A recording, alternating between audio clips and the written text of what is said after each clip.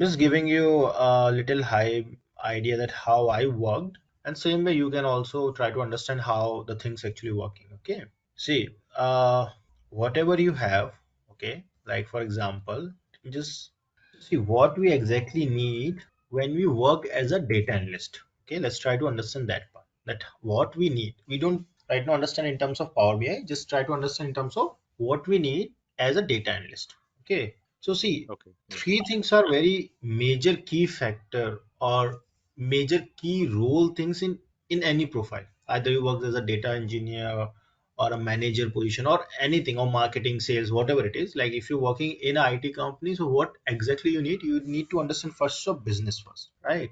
Business understanding is very important. What your business do, right? The second, the domain of that particular business.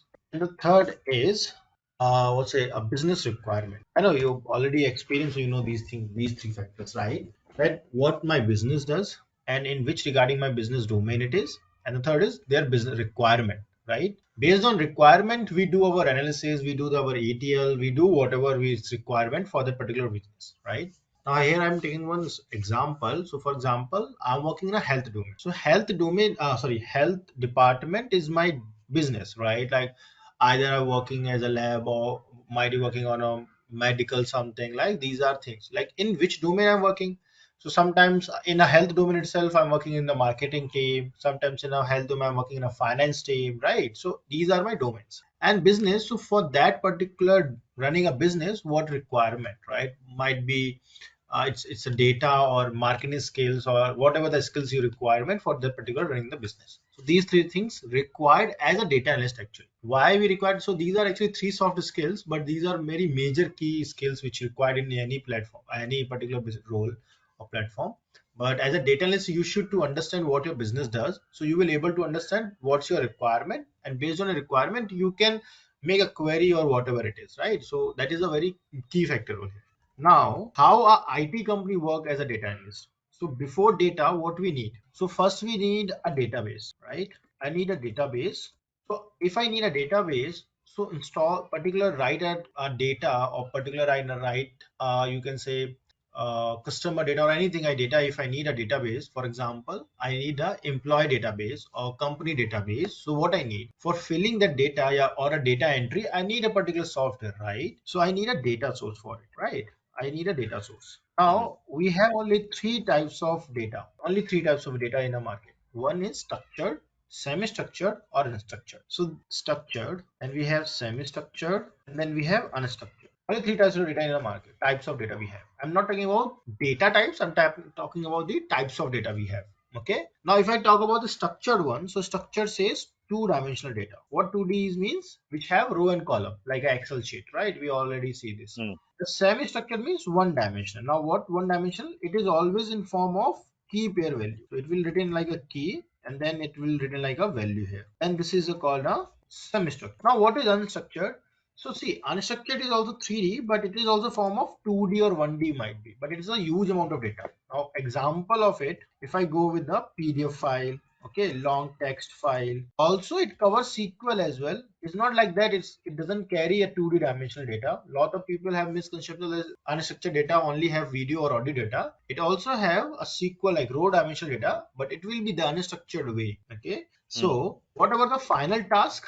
See, for analysis, what we need actually for analysis, we need only two-dimensional data. That only can you do analysis, right? If you don't have row and dimension data, right? Row and column data, how can you do your mathematical operations? For that, we need 2D dimension. So it doesn't matter either you work on 1D or either you work on unstructured data. If you need an analysis output, your data should be in two dimension. If you are not doing it, then there is a concept coming which is called color string. Okay, might be heard. There is called concept coming color string. So they have a different cluster, also have a different role, but right now that's not our goal. So I'm just giving a small idea. Okay, now so we understood there are three types of data. Now to storing these types of data, we need a data source. So we get a data source. Now what is data source? It might be your like any software I'm talking about. So it might be MySQL, PostgreSQL, right? So these store two dimensions of data. For 1D, if I'm talking about 1D, so 1D we have a MongoDB, right? You might be had MongoDB. And we have a JSON format. right? JSON, XML format, right? These are the types of data. Then we have unstructured, again I talk about PDF. So we have data source called Hadoop, right? Big things, Hadoop, Hive, these we have. Now, if I want to store a MySQL, let's talk about MySQL and Postgre, okay? Or you can take SQL Server as well. So these are data source. Now, in a data source, we create schema. In a data source, we create a schema like a database. We create a employee database. But before, right now, this all happening in our local system, right? This is like, even if you want to like, if I want to create any database, what we do, we install a MySQL, a Postgre, MongoDB, whatever it is, we install in a local system, and we make a schema in it. But this is not actually happening in a company. What actually happened? We need a cloud for it, right? So before creating a database, I need a cloud for it. Now cloud should be very right. So it will be AWS, it will be Azure, it will be your IBM cloud or something called GCP as well, right? So these are the clouds we have in the market. There are a lot of clouds but these are most popular clouds we have, and mostly used actually AWS and then Azure. These are two mostly used rather than IBM or GCP, and Cloudera is itself. Now in AWS, what we do, we create instances, right? Inside, we also create a database storage in a Redshift, okay, like how much storage we are giving to, and we install our MySQL in that particular instances. So what we get in instances, if we install MySQL, we get a IP address like server ID, and we get our credentials like ID and password. Once we get that, then we connect this through our local data source. We connect through our local data source. In our local data source, now we create a data schema or whatever, then we push our same thing into cloud. So that is actually happening. So what actually dealing with it, it's the same thing, but we are dealing two things. One is server running and cost. And these two are main key factor, right?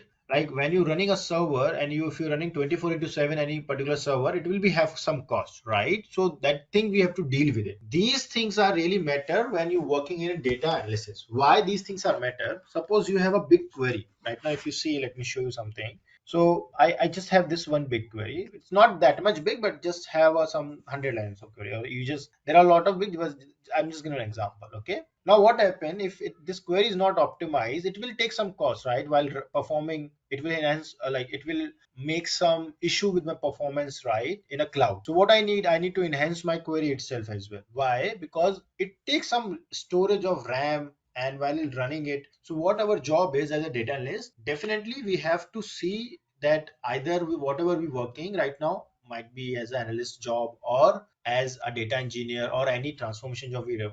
Ours also, we have to take care of the optimization of query, so we can store, like we can make cost efficient things in particular business, okay? So these things also we have to take care while we working as a data engineer or as a data analyst.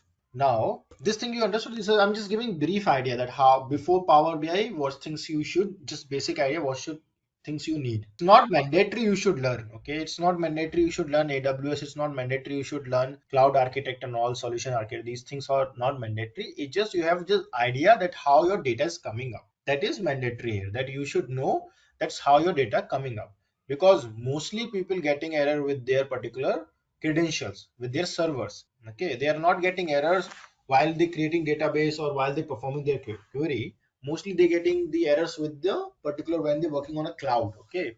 Or it might be some different reasons, okay? It may vary from like query is not optimized, credential is not good, server ID down, servers down, okay? Data backup is not there. So there are a lot of things, challenges will come while working on a cloud platform. If you're working on local system, so right now, just for example, you work on local system, we hardly get any issues, okay? But while you're working on a company, you will get these issues. So writing a query, we will not get such issues which we're facing in a cloud. Let's take in one more example. So right now, if you see, I'm working on a Jupyter notebook as Spark query, okay? Spark SQL. Here I'm not getting any issues, but while I'm working here, same query, when I'm pushing it, if you see, there are some errors here, okay? And previously also I'm dealing some errors. It's just the same query, nothing it's difference. But while I'm running my query, I'm getting such issues, and I need to check where I'm getting the issue. It not in my particular code, it will be some server issues. If it is in my side, like what issues I will get from my side, query is not optimized, path is not proper given, it means I'm not giving the proper path